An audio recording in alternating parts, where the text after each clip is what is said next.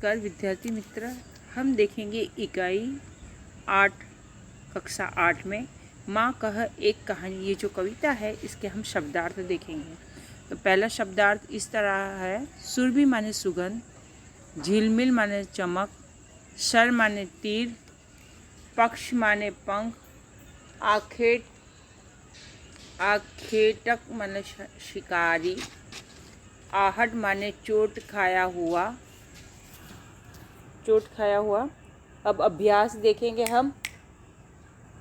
तो अभ्यास में पहला प्रश्न इस प्रकार है, निम्नलिखित प्रश्नों के उत्तर दीजिए।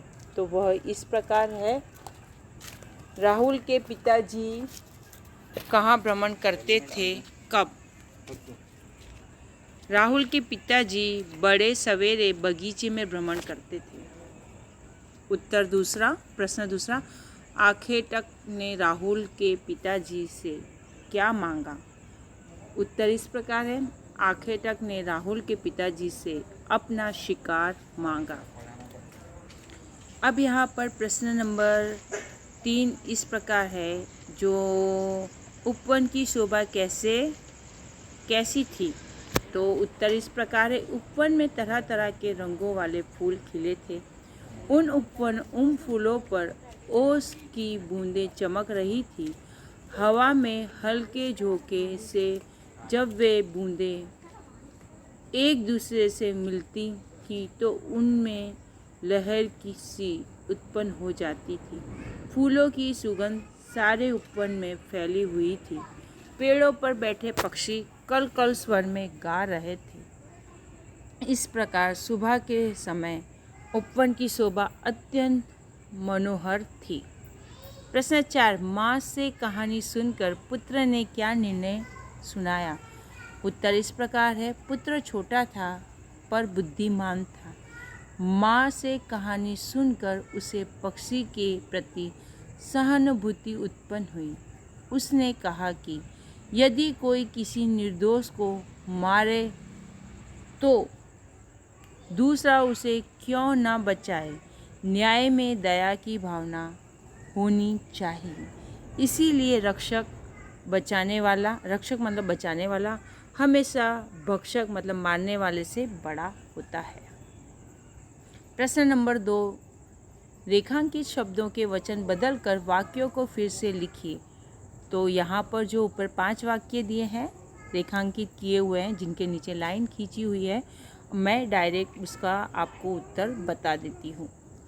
तो पहला है, लड़कियों ने नई सलवारें पहनी।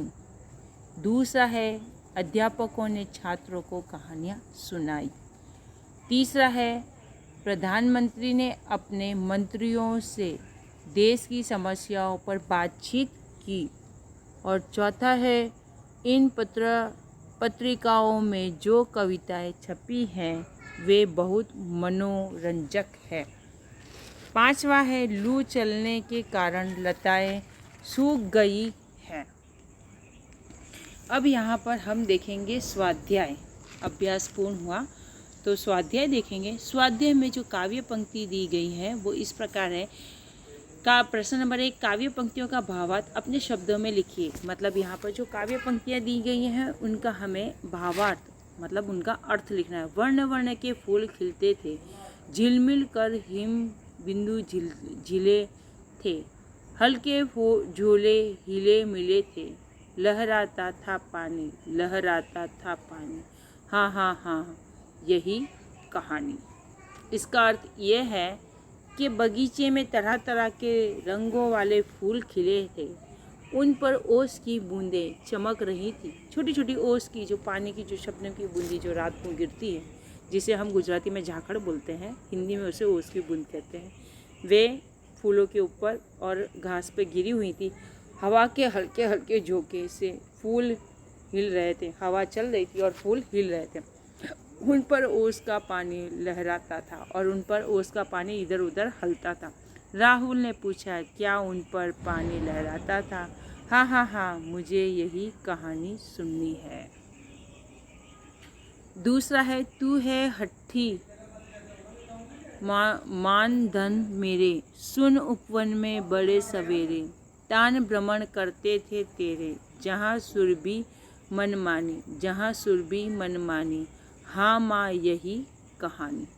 तो इसका भावार्थ इस प्रकार है, यह दासी मुझसे कहती है कि तुम मेरी नानी की बेटी हो, तुम मेरी नानी भले ना हो पर उनकी बेटी तो हो, इसलिए माँ कहानी सुनाओ। ना लेटे लेटे मतलब सोते सोते ही कहानी सुनाओ। एक राजा था या एक रानी। अब यहाँ पे प्रश्न नंबर हम जो है आगे का है वह देखेंगे। तो वह इस प्रकार है यहाँ पर कि प्रश्न नंबर 2 है, तो जिसमें चित्र के आधार पर हमें पूर्ण काव्य को पूर्ण करना है, अपूर्ण काव्य को पूर्ण करना है। तो यहाँ पर इस प्रकार है, माँ मुझको भी पौधा दे दे, मैं भी वृक्ष लगाऊंगा। तो इसका उत्तर इस प्रकार है, पूरी कविता पूर्ण करना। माँ मुझको भी पौधा दे दे, मैं भी वृक्ष लगाऊंगा, रोज उसे दूंगा मैं पानी, बता गई है जैसे नानी। जब वह पौधा पेड़ बनेगा कितना सुंदर हमें लगेगा, वायु प्रदूषण फैल रहा है जो, उसको मार भगाऊंगा, माँ मुझको भी पौधा दे दे। प्रश्न नंबर 3 इस प्रकार है यहाँ पर, एक दिन अकबर ने बीरबल से पूछा, बीरबल दुनिया में सबसे अधिक शक्तिशाली कौन है?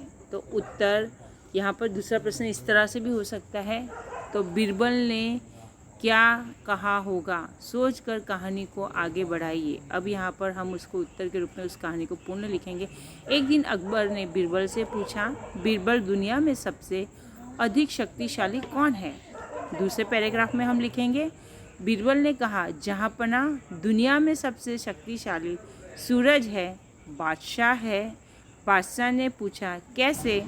तब बीरबल ने बादशाह को निम्नलिखित कहानी सुनाई, मतलब पूरी कहानी सुनाई। अब कहानी यहाँ आगे शुरू होती है। एक बार हवा, पानी और सूरज में सब बहस छिड़ी। तीनों स्वयं को सबसे अधिक शक्तिशाली बता रहे थे।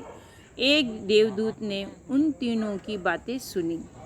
उसने कहा, देखो ये वह यात्री कोट पहने जा रहा है, जो उसका कोट निकलवा दे वही सबसे अधिक शक्तिशाली है। तो यहाँ पर हम चौथे पैराग्राफ में देखेंगे, सबसे पहले हवा आगे बढ़ी और तेज चलने लगी। उसने तूफानी रूप ले लिया। यात्री का कोट फड़फड़ाने लगा। उसने हाथ से कस कर कोट को पकड़े रखा। आखिर हवा ने हार मान ली। अब पानी ने अपनी ताकत दिखानी शुरू कर दी। जोर की बारिश होने लगी। यात्री पूरी तरह भीग गया, पर उसने कोट न निकाला। तीसरा, अंत में सूरज की बारी आई। इतनी तेज धूप निकली कि यात्री गर्मी सहन न कर सका। वह पसीना पसीना हो गया। परेशान होकर उसने कोट निकाल दिया। सबने सूरज की शक्ति का लोहा मान लिया। बादशाह ने भी बीरबल की बात का समर्थन किया। प्रश्न नंबर 4, अगर पाठशाला के सामने दुर्घटना हुई तो आप क्या करोगे?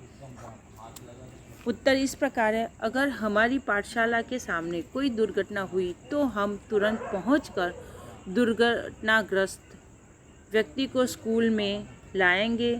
प्राथमिक चिकित्सा पेटी से दवा और मरहम पट्टी से उसका उपचार करेंगे। यदि चोट अधिक गंभीर हुई तो हम आसपास से डॉक्टर को बुलाएंगे या घायल को अस्पताल पहुंचाएंगे।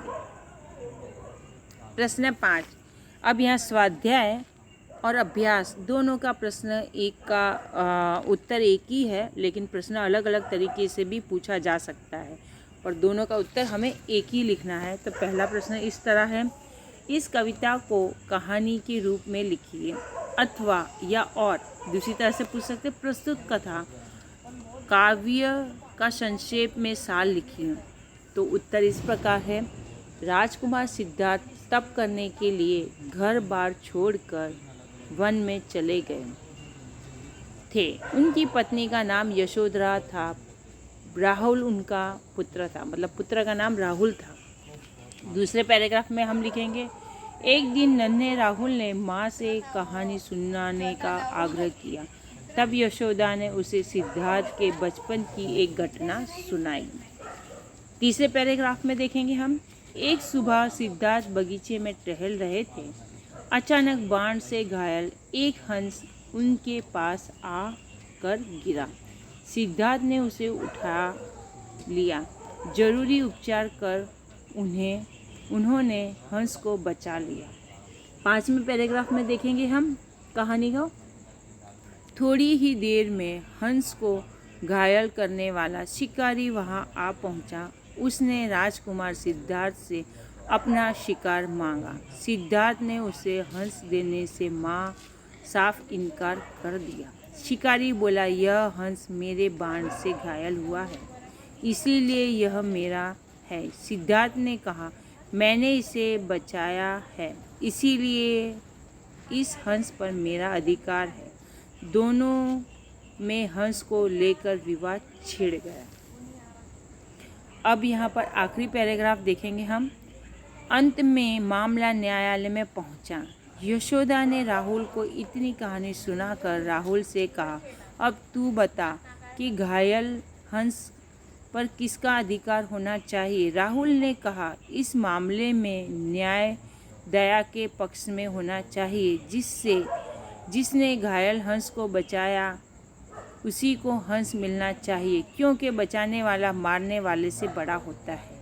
माँ ने बेटे की प्रशंसा करते हुए कहा, तूने कहानी सुनी ही नहीं, उस पर विचार भी किया। तुझसे ऐसे ही न्याय की अपेक्षा थी मुझे। अब यहाँ पर आगे का प्रश्न देखेंगे। प्रश्न नंबर 1, मतलब यहाँ पर हमारा पूर्ण होता है कक्षा 8 का। तो नमस्कार विद्यार्थी मित्रों।